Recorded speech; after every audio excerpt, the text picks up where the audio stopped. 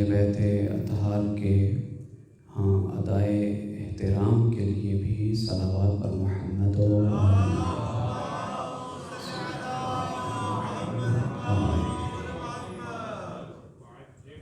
ہماری ہر مجلس اور تقریب کا آغاز فاتحہ سے ہوتا ہے، اور محترم قدیر صاحب نے ابھی فاتحہ پڑھایا۔ میں اسی سلسلے کو آگے لے کے جاتے ہوئے یہ جو آج میں اور آپ مسجد خدیجۃ الکبریٰ میں صدیوں بعد باقر آل اطہار کا جشن منا رہے ہیں اور یہ توفیق ہوئی ہے، یقیناً یہ بہت ساری قربانیوں، بہت ساری کوششوں کے بعد یہ ذکر ہم تک پہنچا ہے۔ تو اپنے تمام مرحومین کے لیے، ان کے لیے جن کا فاتحہ پڑھنے والا بھری کائنات میں نہیں، وہ افراد جو یہ مذہب حق کا ہم تک پہنچانے کے لیے کردار ادا کرتے رہے ہیں، اور اپنے تمام مرحومین کو اس جشن کے ثواب میں شریک کرتے ہوئے 3 مرتبہ صلوات کی تلاوت فرما دیجیے۔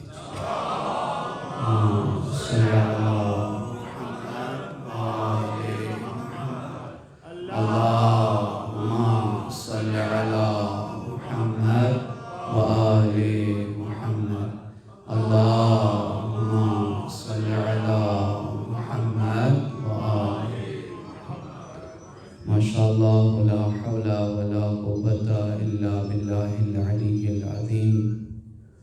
اعوذ باللہ من الشیطان الرجیم، بسم اللہ الرحمن الرحیم۔ الحمد للہ رب العالمین، ثم الصلاة والسلام علی رسولہ الکریم، حبیب الہ العالمین، انیس الغریبین، ابی القاسم محمد۔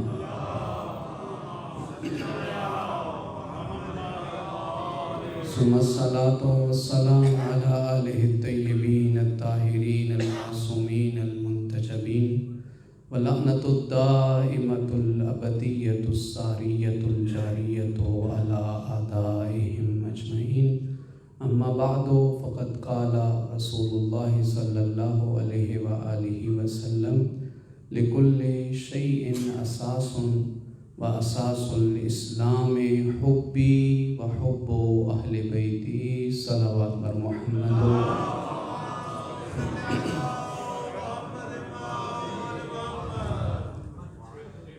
محترم سامعین، کس قدر یہ امر باعث اطمینان اور سکون ہے کہ اللہ نے یہ وسیع کائنات خلق فرمائی، اور آج 21ویں صدی کا سائنسدان کہتا ہے کہ ہم جب اس کائنات کو تقسیم کرتے ہیں کہ آبزرویبل یونیورس اور نان آبزرویبل یونیورس، وہ دنیا جسے آج تک انسان جان سکا ہے اور وہ دنیا جسے آج تک انسان نہیں جان سکا ہے، تو آج کا جدید ترین انسان بھی یہ کہنے پر مجبور ہے کہ اللہ کی جس کائنات کو ہم جان سکے ہیں وہ پوری کائنات کا صرف 4% ہے، یعنی 96% یونیورس ابھی تک نان آبزرویبل یونیورس ہے، اور یہ اتنی بڑی کائنات ہے کہ وہ روشنی جو 1 سیکنڈ میں ہماری زمین کا 7 چکر مکمل کر لیتی ہے، اگر کوئی روشنی کے گھوڑے پر بیٹھ کے اربوں سال سفر طے کرے تو کائنات کے پہلے نقطے سے کائنات کے آخری نقطے تک نہیں پہنچ سکتا۔ کس قدر یہ اللہ کی بڑی نعمت ہے کہ اتنی بڑی کائنات کا جن ہستیوں کو اللہ نے وجہ تخلیق کائنات بنایا ہے، ان کی محبت کو میرے اور آپ کے دلوں میں عطا کر دیا ہے۔ ذرا اس گہرائی کو کبھی کبھی چشم تصور سے انسان گوشہ تنہائی میں جب سوچتا ہے کہ اے اللہ، تو نے نعمتیں تو سارے انسانوں کو دیں، نعمتیں تو ساری مخلوقات کو دیں، تیرا رزق تو ہر کوئی کھا رہا ہے، تیری عطا کردہ سانس تو ہر کوئی استعمال کر رہا ہے، تو نے زندگی تو اربوں مخلوقات کو عطا کر دی ہے، اے اللہ تو نے مجھے خاص کیا عطا کیا ہے؟ تو انسان کا دل سر سجدے میں جھک جاتا ہے کہ اے انسان ذرا غور کر، تیرے دل میں میں نے محمد و آل محمد کی محبت عطا کی ہے۔ ور محمد و آل محمد لنتر صلوات اللہم صلی علی محمد۔ میرے محترم سامعین، میری اور آپ کی زندگی کی سب سے بڑی متاع، سب سے بڑی متاع اللہ نے نعمتیں تو بہت عطا کی نا۔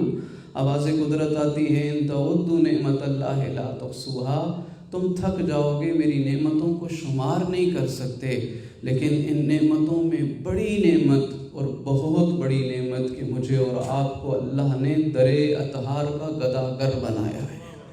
وہ واقعہ تو آپ نے سنا، میں اس سے آپ کو ایک اور منزل تک لے جانا چاہتا ہوں کہ جب اسود آیا اور کہنے لگا کہ مولا غلطی ہوئی ہے، میں نے چوری کی ہے، مولا فرماتے ہیں تمہیں سزا معلوم ہے؟ کہاں مولا ہاتھ کٹیں گے، کہا تیار ہو، کہاں مولا تیار ہوں۔ علی کی ذوالفقار عدل چلی، اس کے ہاتھ کٹے، کٹی ہوئی انگلیوں کو بازار میں لے کے گیا اور کہنے لگا لوگوں اپنی مصروفیات چھوڑ دو، اپنا کاروبار بند کر دو، اپنے سارے کام کو چھوڑ کے میری بات ذرا دھیان سے سنو، میری انگلیاں اس نے کاٹی ہیں جو امیر المومنین ہے، میری انگلیاں اس نے کاٹی ہیں جو فاتح بدر ہے، جو فاتح احد ہے۔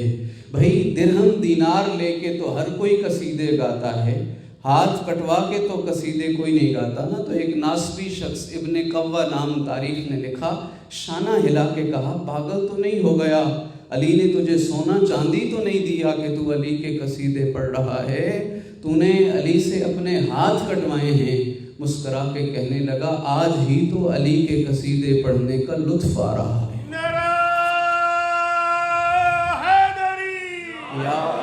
محمد وآل محمد لنتر صلوات اللہم صلی علی محمد۔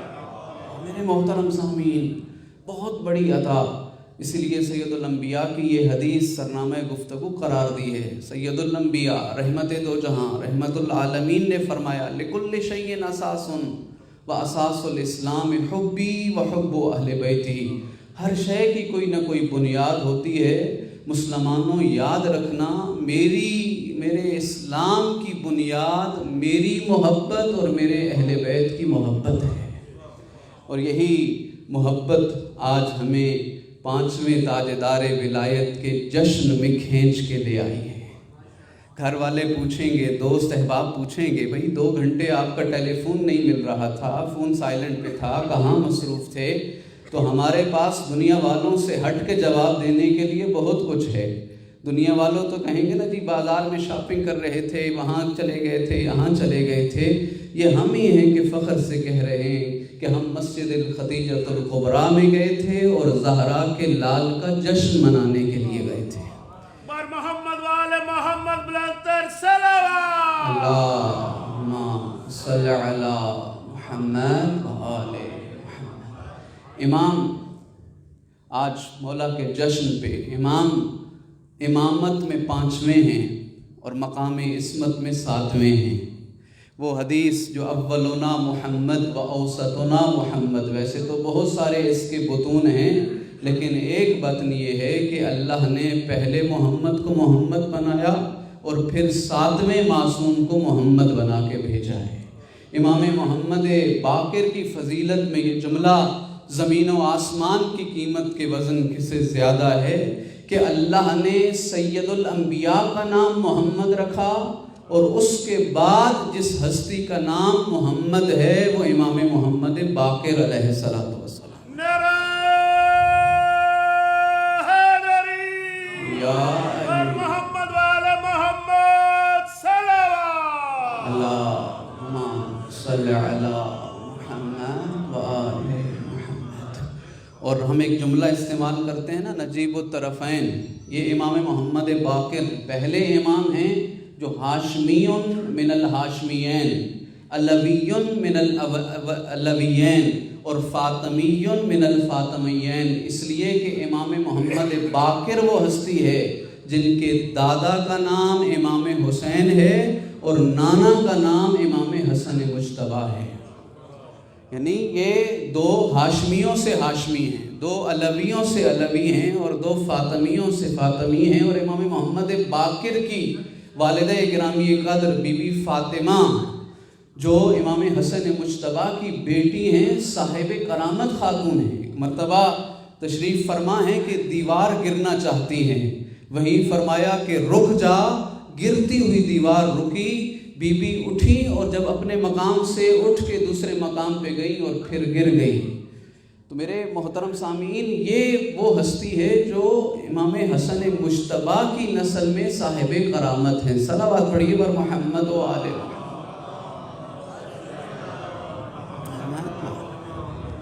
تو امام باقر علیہ السلام ایک دفعہ سید الانبیاء کے صحابی حضرت جابر، جن سے ہم حدیث قصہ پڑھتے ہیں نا، عن جابر ابن عبداللہ الانصاری، سید الانبیاء کی بارگاہ میں حاضر ہوئے تو سید الانبیاء نے فرمایا اللہ تمہیں لمبی زندگی عطا کرے گا اور تو 5ویں امام محمد باقر کی زیارت کرے گا، تم مجھے تو جب اس کی زیارت کرنا تو میں محمد مصطفیٰ کا سلام محمد باقر تک پہنچا دینا۔ یعنی دنیا والو آؤ سنو، کائنات، خدا، ملائکہ جس پر درود بھیجیں، جس پر سلام بھیجیں اسے محمد مصطفیٰ کہتے ہیں، اور سید الانبیاء جس کے لیے سلام روانہ کریں ہمارے عقیدے میں اسے محمد باقر کہتے ہیں۔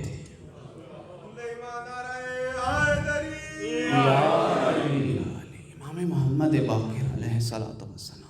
لیکن ایک الجھن ہے، ایک نوجوانوں سے میری گفتگو ہے کہ ہم پہلے امام کا تذکرہ کرتے ہیں، دوسرے امام کا تذکرہ کرتے ہیں، تیسرے امام کا تذکرہ کرتے ہیں، چوتھے امام کا تذکرہ کرتے ہیں۔ ہمارے نوجوانوں کے پاس، ہمارے بچوں کے پاس، ہمارے بزرگوں کے پاس بہت کچھ ہے بیان کرنے کے لیے، لیکن کیا وجہ ہے کہ امام محمد باقر سے لے کے پھر امام حسن عسکری علیہ السلام تک ہم اس کا اتنا اہتمام نہیں کرتے۔ حتیٰ کہ محمد علی حمدانی کو بھی آپ کہتے ہیں کہ امام محمد باقر پر جشن پڑھنا ہے تو ان کو بھی تیاری از نئے سرے سے کرنی پڑتی ہے کہ اس امام کا جشن تو ہر جگہ نہیں منایا جاتا۔ الحمدللہ کہ یہاں یہ سعادت نصیب ہے کہ ہر امام کی ولادت بھی اور ہر امام کی شہادت ہم حق نہیں ادا کر پا رہے۔ میں نے کل پرسوں ایک بڑے مجمع میں پوچھا کہ امام محمد باقر کی کل عمر مبارک کتنی تھی، حیات طیبہ کتنی تھی؟ بھرے مجمع سے کسی نے جواب نہیں دیا۔ میں نے پوچھا کہ کس سن میں آپ کی ولادت ہوئی؟ پھر جواب نفی میں تھا۔ پوچھا شہادت کب ہوئی؟ پھر جواب نفی میں تھا۔ کیا وجہ ہے؟ اس لیے کہ شاید ہم لوگوں نے حق ادا نہیں کیا کہ جس انداز میں اپنی نسل نو کو، ان کی سیرت کو بیان کرنے کے لیے ضروری ہے۔ صلوات پڑھیے بر محمد و آل محمد، صلی علی محمد۔ اور بہت آسان ہے، میں نے اپنے یاد رکھنے کے لیے، اور آج کا یہی تحفہ آپ تک منتقل ہو جائے تو آج جشن مکمل ہو جائے گا کہ امامت میں کتنے ہیں؟ 5ویں، اور عصمت میں 7ویں۔ 5 اور 7 کو اکٹھا رکھو تو کیا عدد بنتا ہے؟ نہیں، جمع نہیں کرنا، 5 رکھنا ہے پھر 7 رکھنا ہے، 57۔ تو 57 ایئر امام کی کل حیات طیبہ ہے۔ امامت میں 5ویں، عصمت میں 7ویں، کل امام کی حیات طیبہ 57 سال ہے، اور امام کا سن ولادت بھی 57 ہجری ہے۔ بہت آسان ہو گیا نا، سب بچوں کو بھی یاد ہو گیا۔ 57 ایئر پوری ایج، اور جو سن ولادت ہے وہ بھی 1 رجب 57 ہجری۔ اب 57 اور 57 کو پلس کیجئے، 114۔ 57 پلس 57، 50 50 100، 7 7 14 تو 114، تو 114 ہجری ہی امام کی شہادت کا سن ہے اور سال ہے۔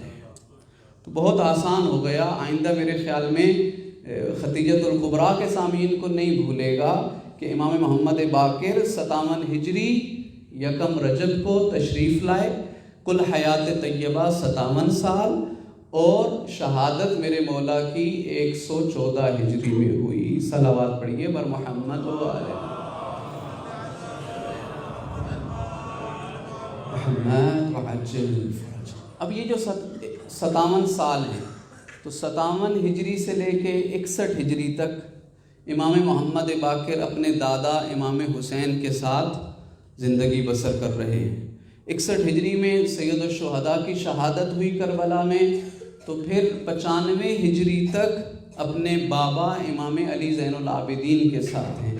95 ہجری میں امام زین العابدین کی شہادت ہوتی ہے، تو آپ کا امامت کا دور شروع ہوتا ہے جو 114 ہجری تک جاری رہتا ہے۔ تو 19 سال امام کا دور امامت ہے۔ اب یہاں میں اپنے بچوں سے، جوانوں سے سوال کروں گا کہ امام کے 19 سالہ دور امامت میں کتنے حاکم جو غاصب حکومتیں تھیں، کتنے حکمران تبدیل ہوئے؟ تو بہت آسان ہے آپ بچوں کے لیے یاد رکھنے کے لیے کہ جس طرح سے امام امامت میں 5ویں ہیں، اسی طرح سے 5 حاکم امام کی دور امامت میں قابض رہے بنو امیہ کے۔ ایک کا نام ولید ابن عبد الملک، دوسرے کا نام سلیمان ابن عبد الملک، تیسرا عمر ابن عبد العزیز، چوتھا یزید ابن عبد الملک، اور 5واں ہے ہشام ابن عبد الملک۔ 4 ابن عبد الملک، اور جو درمیان میں ہے وہ عمر ابن عبد العزیز، وہ بادشاہ جس نے باغ فدق جو ہے وہ اولاد زہرا کو واپس کیا تھا۔ اس کی حکومت 99 ہجری سے لے کے 101 ہجری تک تھی۔ پھر 101 ہجری سے لے کے 125 ہجری تک ہشام ابن عبد الملک کی حکومت رہی ہے، اور اسی نے 5ویں امام کو شہید کیا، اور یہ بہت ظالم حکمران تھا۔ اس نے، جو ہشام ابن عبد الملک ہیں، اس نے ظلم کی عجیب و غریب داستانیں رقم کیے ہیں۔ لیکن اس زمانے میں بھی کہ جب اس کا دور حکومت تھا، امام محمد باقر علیہ السلام نے صلوات ہدیہ کیجیے، جب بھی اسلام پر کوئی مشکل پڑی، امام نے اسلام کی اسی طریقے سے مشکل کشائی کی جیسے بابا علی مشکل کشائی فرمایا کرتے تھے۔ ایک زمانے میں جب رومی بادشاہ قیصر نے یہ کہلوا بھیجا ہشام ابن عبد الملک کو کہ آج کے بعد جو ہم سکے کرنسی جاری کریں گے، اس میں ہم رسالت کی توہین کریں گے، ہم سید الانبیاء کی نعوذ باللہ توہین آمیز جملے اس پر تحریر کریں گے۔ پورے عالم اسلام میں بکھلاہٹ ہو گئی کہ آپ مسلمان کیسے ٹریڈ کریں گے، کیسے تجارت کریں گے، کہ وہ سکے ایک دوسرے کو لیں گے اور دیں گے کہ جس میں سید الانبیاء کی توہین ہوگی۔ تو اس نے مجبوراً امام کو مدینہ سے بلوایا، اور جب امام تشریف لائے تو اس نے کہہ رکھا تھا کہ نہ کوئی سلام کرے، نہ کوئی احترام میں کھڑا ہو، لیکن یہ اہل بیت کی خصوصیت تھی کہ جب بھی کسی مجمع میں تشریف لے جاتے وہاں ان کی ہیبت طاری ہو جاتی، اور ہر ایک پر رعب طاری تھا۔ اور امام نے فرمایا یہ تو کوئی بڑا مسئلہ نہیں ہے، خود آپ نے وزن مقرر فرمایا اور کہا کہ اتنے وزن کا دینار ہونا چاہیے، اتنے وزن کا درہم ہونا چاہیے، اور ایک طرف تم کلمہ شہادت لکھو، دوسری طرف کلمہ رسالت لکھو، اور سن لکھو کہ کس سال میں تم اس کا آغاز کر رہے ہو، اور رومی بادشاہ کو ایک خط لکھ دو کہ آج کے بعد تمہارے ملک کے بنائے ہوئے سکے ہمارے ملک میں نہیں چلیں گے۔ اور جب قاصد اس تک پہنچا تو رومی بادشاہ نے یہ کہا تھا کہ ان کی عقل تو اتنی کام نہیں کرتی، انہوں نے کس سے یہ پوچھا اور کیسے یہ سکے بنائے اور کیسے یہ کرنسی جاری کی؟ تو وہاں قاصد نے بتایا تھا کہ مدینہ سے علی کی اولاد سے محمد باقر آئے تھے۔ اسلامک کرنسی کا اجرا بھی امام محمد باقر علیہ السلام۔ اب یہاں ایک اور مجھے اس پر خوشی ہوتی ہے کہ جب آپ بزرگان میں جب بھی یہاں حاضر ہوتا ہوں تو اس بات پہ حوصلہ افزائی کرتے ہیں کہ جی آپ جب آتے ہیں تو اپنے موضوع پر پڑھتے ہیں، اور جس ہستی کے لیے آپ کو بلایا جاتا ہے اسی پر گفتگو ہوتی ہے اور ہم کچھ سیکھ کے اٹھتے ہیں۔ الحمدللہ رب العالمین۔ میرے محترم سامعین، 5ویں امام محمد باقر علیہ السلام سے ہم تک کتنی احادیث پہنچی ہیں؟ یہاں یہ نقطہ بھی قابل غور ہے۔ اگر آپ پہلے امام مولا علی علیہ السلام اور آخری امام زماں اجل اللہ تعالیٰ فرجہ الشریف کے اعداد احادیث اور فرامین کو ایک طرف رکھیں تو 10 ائمہ سے ہم تک 60,000 احادیث پہنچی ہیں۔ کتنی؟ 60,000۔ اور فقط 5ویں اور 6ٹھے امام سے ان 60,000 میں 47,000 فرامین ہم تک پہنچے ہیں۔ یعنی 10 ائمہ میں سے 2 ائمہ سے ہم تک 47,000 فرامین اور باقی 8 ائمہ سے ہم تک 13,000 فرامین پہنچے۔ یہاں پھر ایک کرٹیکل کویسچن ہونا چاہیے ہمارے ذہنوں میں کہ ان 2 ائمہ سے اتنے زیادہ ہم تک کیسے پہنچے اور باقی ائمہ سے ہم تک کم کیوں پہنچے؟ تو آیا آقائی رہبر نے سید علی خامنائی نے ایک بہت پیاری کتاب لکھی ہے 250 سالہ انسان، اور جس میں ثابت کیا کہ یہ گویا سید الانبیاء سے 11ویں امام تک یہ ٹوٹل جو 250 سال بنتے ہیں، اس سارے زمانے میں یہ گویا ایک ہی انسان تھا جس کی پالیسی جاری تھی۔ اگر جنگ کی ضرورت آئی تو جنگ کی، اگر صلح کا دور آیا تو صلح کی، اور اگر ظالم آپس میں لڑنے لگے تو پھر علم کی بنیاد رکھی گئی۔ 5ویں اور 6ٹھے امام کے زمانے میں یہ سہولت پیدا ہو گئی تھی کہ جو بنو عباس اور بنو امیہ ہیں وہ آپس میں دست و گریبان تھے، آپس کی لڑائی میں مصروف تھے۔ تو 5ویں امام نے اس وقت انسٹیٹیوشنز کا آغاز کیا۔ یہ جو ہم آج مدارس دیکھتے ہیں، ایجوکیشنل انسٹیٹیوشنز دیکھتے ہیں، یہ 5ویں امام کے زمانے میں، اور جسے عروج پھر 6ٹھے امام کے زمانے میں ملا۔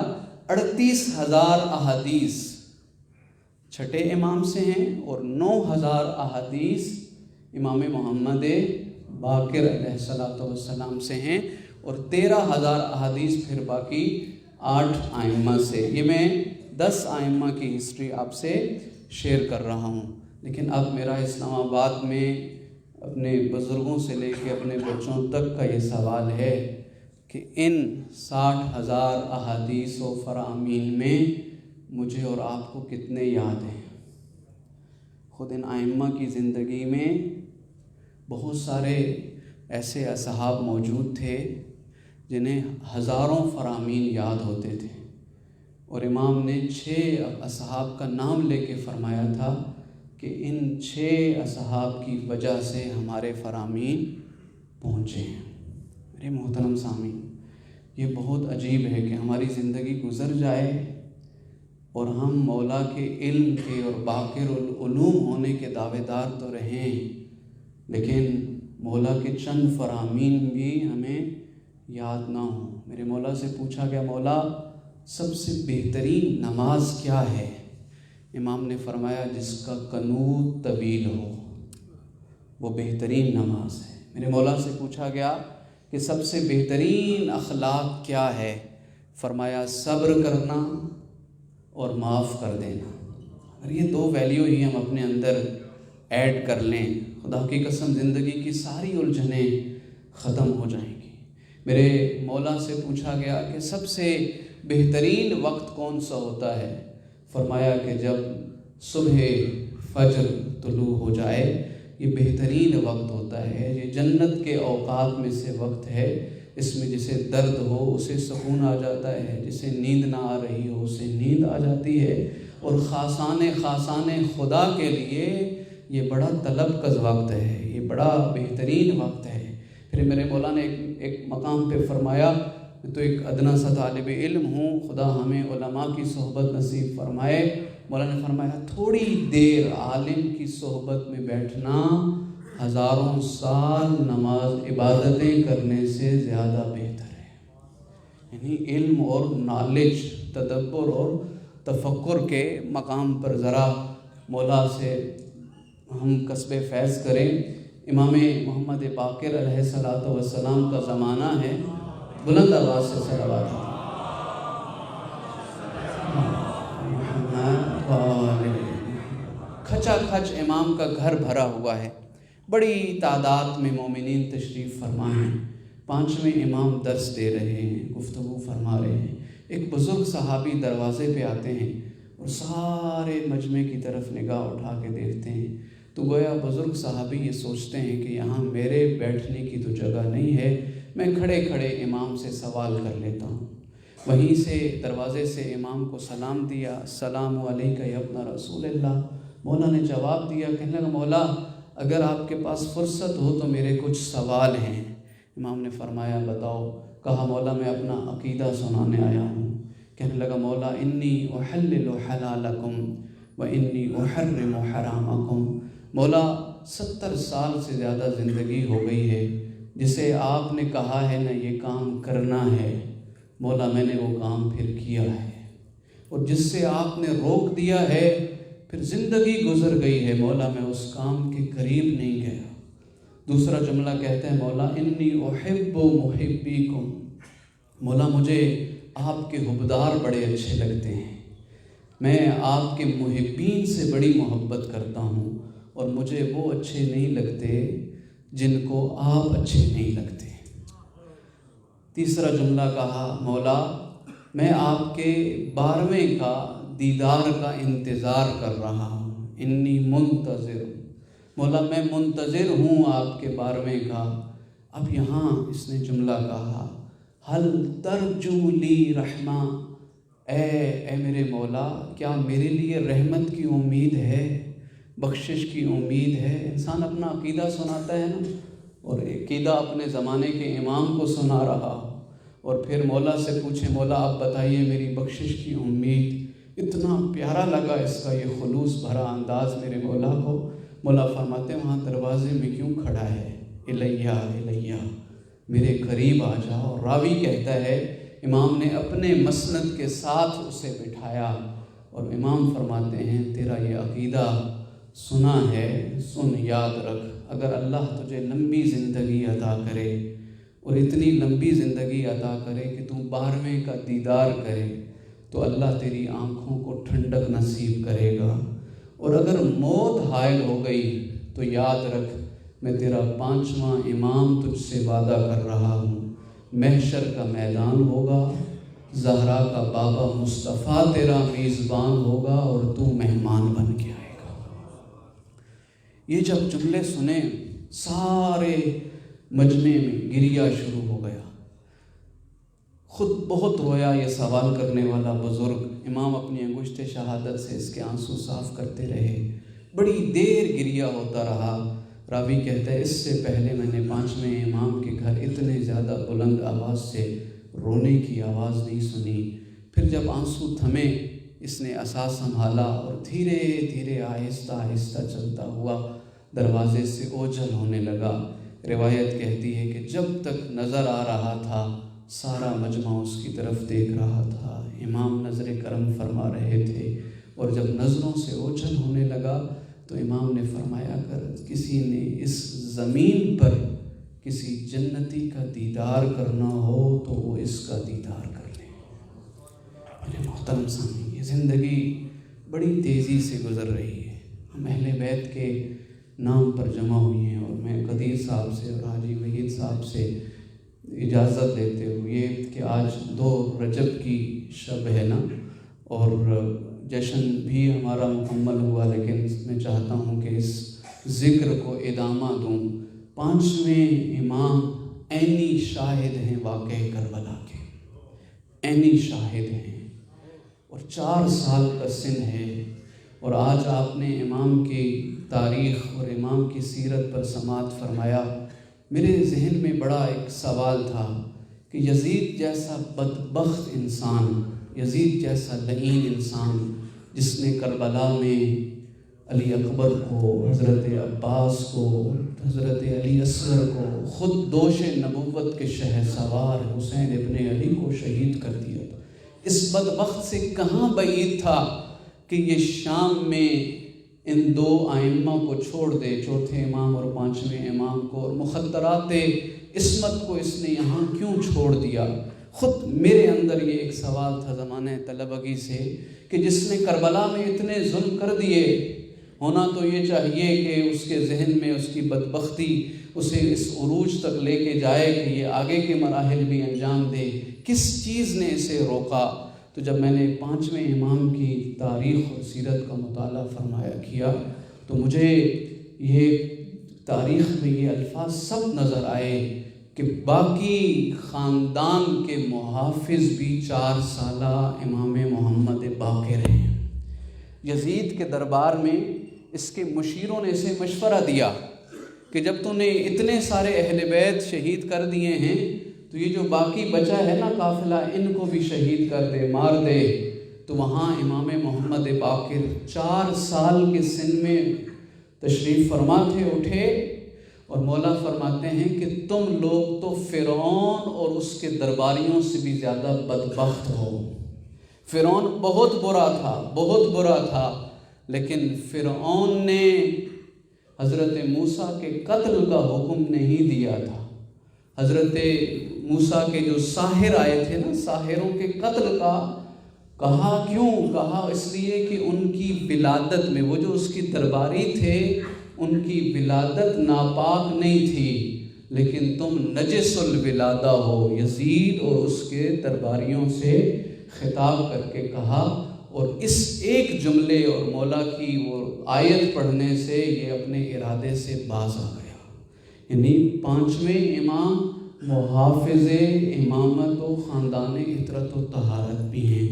لیکن میں آپ سے آخری لمحات میں یہ درخواست کروں گا، یہ گزارش کروں گا کہ 5ویں امام سے توسل کرتے ہوئے اپنی زندگی کو یوں رائگاں نہ کریں، اپنی زندگی کو یوں اس قیمتی زندگی کے شب و روز کو یوں ختم نہ کریں. کہیں ہم جاتے ہیں، ہم نے بڑا امام بارگاہ بنا دیا، ہم نے بڑی مسجد کی، ہم سالانہ مجلس کرتے ہیں، ہم نے دین کی بڑی خدمت کی.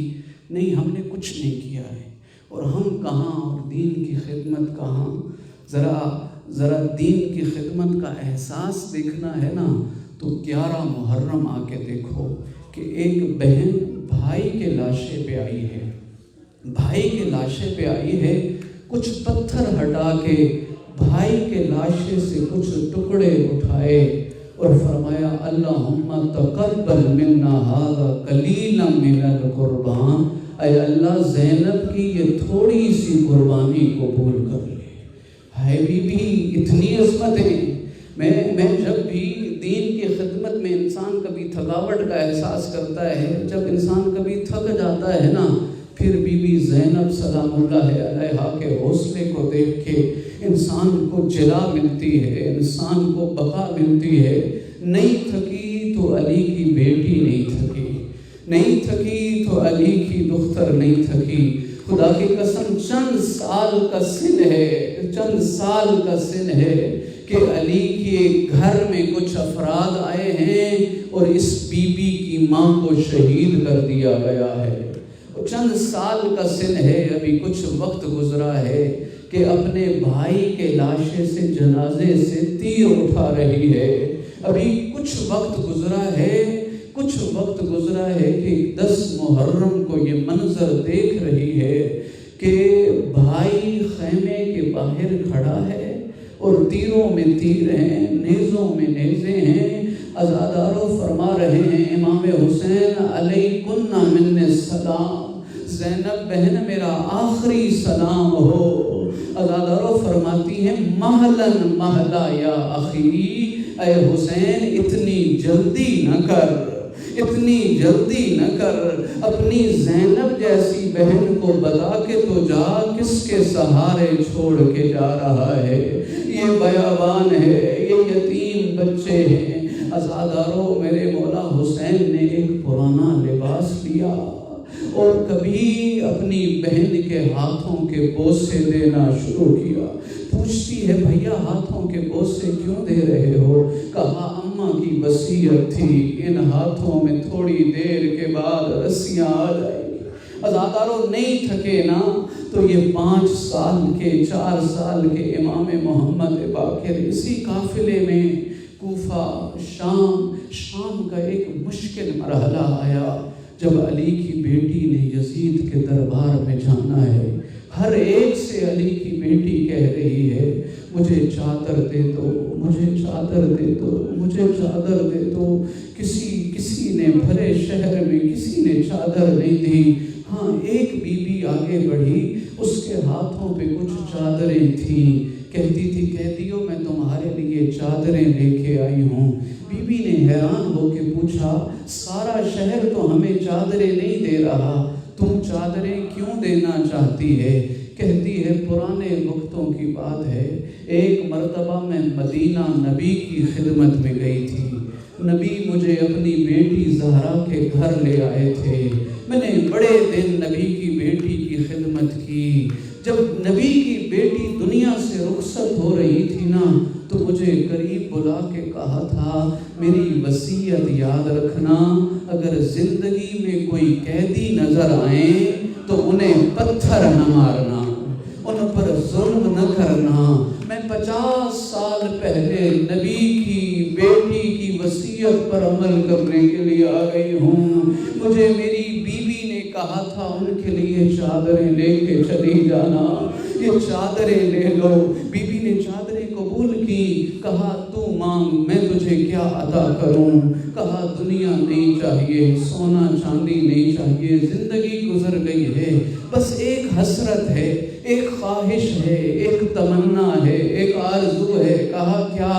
کہا جب نبی کی بیٹی کا جنازہ اٹھ رہا تھا نا، جنازے کی چارپائی کے ساتھ 4 بچے تھے، 2 بیٹیاں تھیں، 2 بیٹے تھے۔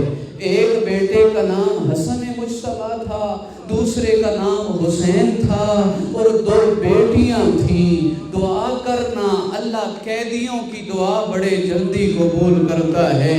اللہ مجھے اپنی آقا زادی کی چھوٹی اولاد، وہ اب بڑے ہو گئے ہوں گے، ان کی زیارت کرا دے، اللہ مجھے ان سے ملاقات کرا دے۔ بی بی نے کہا تیری دعا تو بڑے جلدی قبول ہو گئی۔ حیران ہوئی، کہا کیا کہہ رہی ہو؟ کہا ہاں ذرا قریب آؤ، نوکے نیزہ پر دیکھو، یہ زہرا کا چھوٹا بیٹا حسین ہے، نوکے نیزہ پر دیکھو یہ حسین ہے، اور ذرا قریب آؤ اسے پہچانو، یہ میری چھوٹی بہن ام کلثوم ہے، اور ذرا مجھے پہچانو میں زہرا کی بڑی بیٹی، میں قید ہو کے آ گئی۔ حیران ہو کے کہنے لگی پھر تیرا عباس کہاں ہے؟ کہا ذرا گھوڑے کی گردن میں دیکھو، وہ جو سر 4 نیم ہو گیا ہے، اسے پہچانو میرے بھائی عباس۔ وَسَيَعْلَمُ الَّذِينَ ظَلَمُوا أَيَّ مُنقَلَبٍ يَنقَلِبُونَ۔ کریم پروردگار ہماری عبادات میں خلوص نصیب فرما۔ اے اللہ ہمیں اپنی ان زندگیوں میں آل محمد کے مذہب کے ترویج کرنے والوں میں شمار فرما۔ اے اللہ دعا ہے، التجا ہے، درخواست ہے، ہمارے مغفرت فرما، ہمارے والدین، اساتذہ کرام، تمام مرحومین کی بخشش فرما۔ اے اللہ شیخ الجامعہ حضرت آیت اللہ شیخ محسن علی نجفی رحمت اللہ علیہ کی درجات بلند فرما، ان کو اعلیٰ علیین میں مقام نصیب فرما، ہمیں ان کے نقش قدم پر چلنے کی توفیق نصیب فرما۔ اے اللہ دعا ہے، التجا ہے، درخواست ہے، ہمیں اپنے مولا و آقا کے پہلی صف کے ساتھیوں میں شمار فرما، راہ حق میں شہادت نصیب فرما، دعائے شہادت مستجاب فرما۔ اللہم استجب دعاءنا بحق الزہراء وابیہا وبعلہا وبنیہا وسر المستودع فیہا وبرحمتک یا